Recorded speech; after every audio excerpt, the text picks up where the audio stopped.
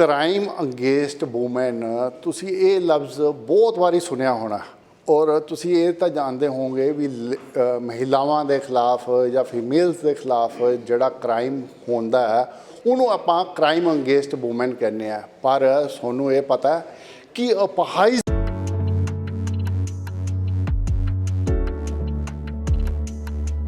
मुख्यमंत्री भगवंत सिंह मान दी अगवाही वाली पंजाब सरकार ਵੱਲੋਂ किसानां नाल कीता वादा निभाया जा रहा है। नहरी पानी हुण कस्सियां सूयां राही खेतां विच पहुंच रहा है। इस उपराले तो सूबे भर दे किसान खुश ने। नहरी पानी नूं हर खेत तक पहुंचाउण लई खस्ता नहरा रजबाहियां नूं भी सुरजीत कीता जा रहा है। नहरी पानी खेतां विच आउण नाल बिजली दी काफ़ी खपत घटी है ते इह सब मुमकिन हो सकिया है मुख्यमंत्री भगवंत सिंह मान दे सदका। किसानां दी सानूं बहुत वधिया रही है ते नहरां दे पानी सानूं वधिया रहे ने। मोटरां चलाणी नहीं पईयां, खुश रहे हाँ ते सानूं कोई मुश्किल नहीं आई, किसी चीज़ की मुश्किल नहीं आई सानूं। ते हुण वीडियो आउंदियां ने ਜਿਹੜੀਆਂ ਤੁਸੀਂ ਦੇਖੀਆਂ ਹੋਣੀਆਂ कि जी 25 ਸਾਲਾਂ ਬਾਅਦ ਸਾਡੇ ਪਿੰਡ ਦੁਬਾਰੇ ਪਾਣੀ ਦੇਖਿਆ। ਕੋਈ ਕਹਿੰਦਾ 30 ਸਾਲਾਂ ਬਾਅਦ ਦੁਬਾਰੇ ਪਾਣੀ ਆਇਆ ਜੀ। ਨਾਲੇ ਇਹ ਪਾਣੀ ਜਿਹੜਾ ਨਾ ਜਿਹੜਾ ਨਹਿਰ ਦਾ ਪਾਣੀ ਹੈ ਉਹ 'ਚ ਨਾ ਤੱਤ ਨੇ ਬਹੁਤ ਉਪਜਾਊ ਸ਼ਕਤੀ ਜ਼ਮੀਨ ਦੀ ਵੀ ਵਧਾਉਂਦੇ ਆ ਤੇ ਫਸਲ ਵੀ ਬੰਪਰ ਹੁੰਦੀ ਹੈ। ਫਿਰ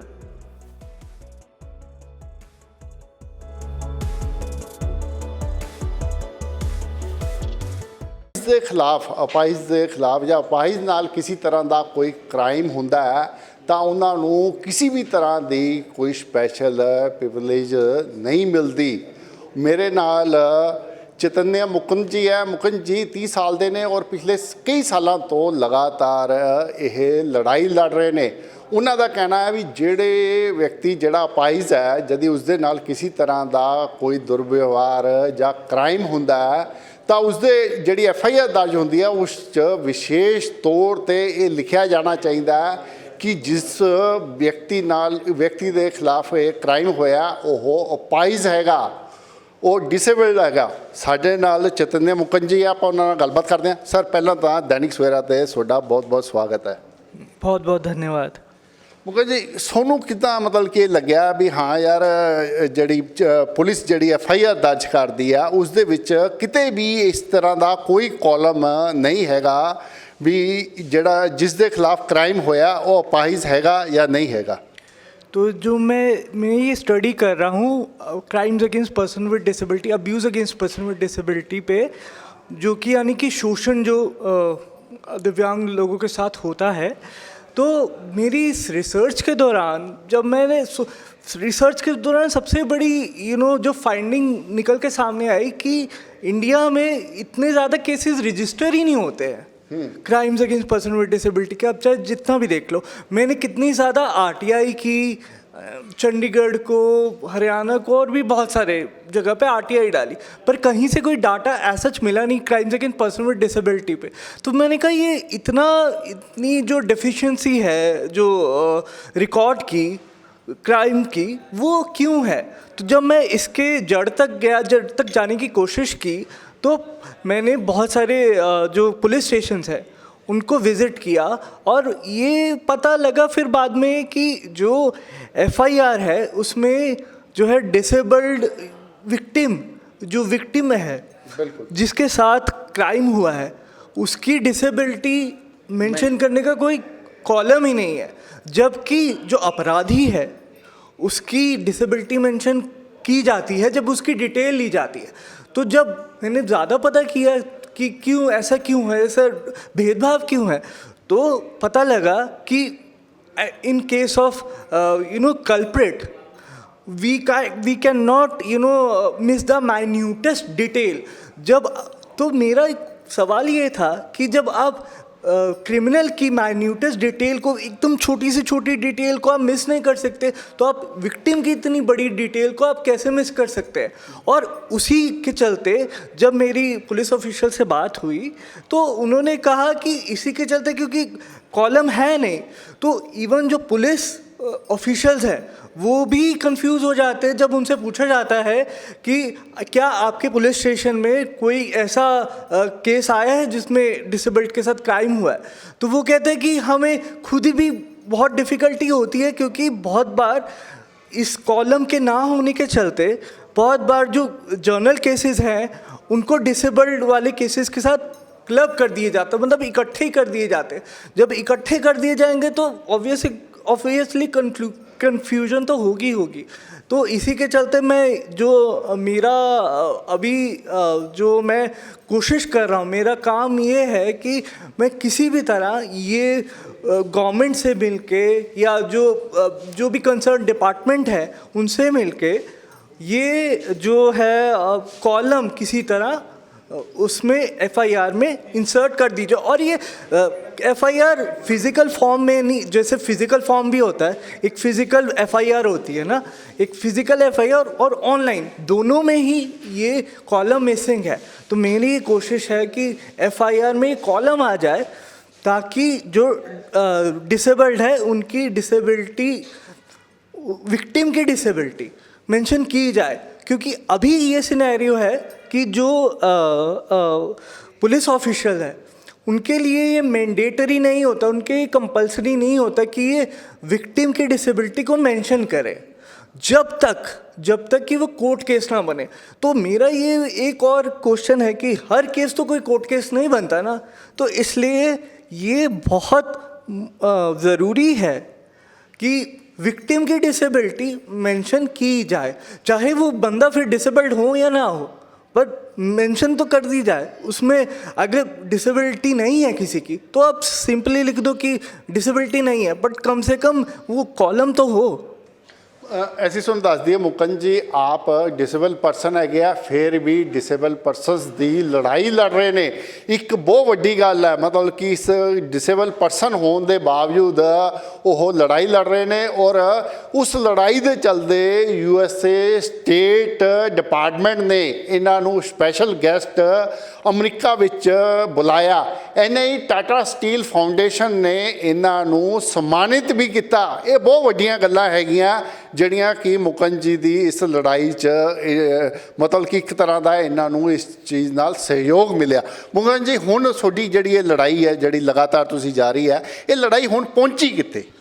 तो इसमें थोड़ा प्रोग्रेस हुआ है और वो ये प्रोग्रेस है कि मेरी ये लड़ाई को देखते हुए, मेरी इस इशू को देखते हुए जो chief disability commissioner of India हैं उन्होंने मेरी कंप्लेंट को अपने पोर्टल पे ले लिया है और उस कंप्लेंट के चलते NCRB यानी कि नेशनल क्राइम रिपोर्ट ब्यूरो उनको और जो हमारी होम मिनिस्ट्री है उनको समन्स भेजे हैं। बट अनफॉर्चुनेटली कि इस कंप्लेंट पे जवाब दी जाए, बट अनफॉर्चुनेटली उन दोनों में से किसी का भी अभी तक जवाब नहीं आया है।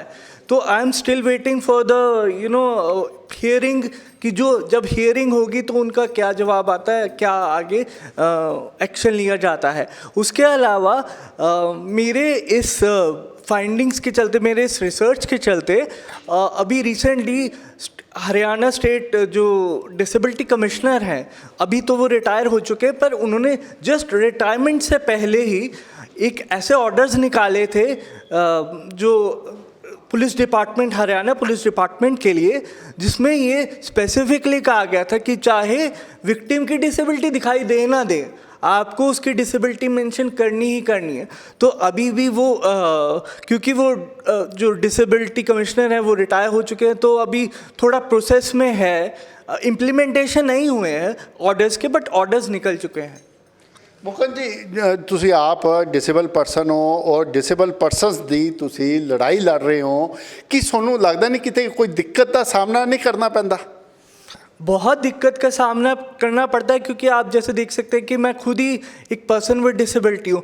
तो हमेशा मतलब मोबिलिटी का सबसे बड़ा इशू आता है कि मैं कैसे जाके मतलब लाइक लोगों से मिलूँ, स्टेक होल्डर से मिलूँ, गवर्नमेंट ऑफिशियल से मिलना बहुत मुश्किल होता है, क्योंकि वो बहुत बार ऐसा होता है कि अपॉइंटमेंट भी नहीं मिलती। बट मैं बहुत ही फॉर्चुनेट हूँ कि मुझे मेरे पेरेंट्स का, घर वालों का बहुत सपोर्ट है, जिसके करके मेरी लड़ाई आज से यहाँ तक पहुँची है। ਮੁਕਨ ਜਿਸ ਟਾਈਮ ਤੁਸੀਂ ਇਹ ਲੜਾਈ ਸ਼ੁਰੂ ਕੀਤੀ ਸੀਗੀ ਮਤਲਬ ਕਿਸ ਤਰ੍ਹਾਂ ਤੁਹਾਨੂੰ ਖਿਆਲ ਆਇਆ ਵੀ ਕੀ ਤੁਹਾਡੇ ਨਾਲ ਕੋਈ ਇਨਸੀਡੈਂਟ ਹੋਇਆ ਸੀਗਾ ਜਾਂ ਤੁਹਾਨੂੰ ਕਿਸ ਤਰ੍ਹਾਂ ਖਿਆਲ ਆਇਆ ਵੀ ਹਾਂ ਯਾਰ ਜਿਹੜੇ ਡਿਸੇਬਲ ਪਰਸਨਸ ਹੈ ਉਹਨਾਂ ਨੂੰ ਇਸ ਤਰ੍ਹਾਂ ਦੀ ਦਿੱਕਤ ਆ ਰਹੀ ਹੈ ਤੇ ਉਹਨਾਂ ਦੀ ਇਹ ਜਿਹੜੀ ਹੈ ਲੜਾਈ ਲੜੀ ਜਾਣੀ ਚਾਹੀਦੀ ਹੈ।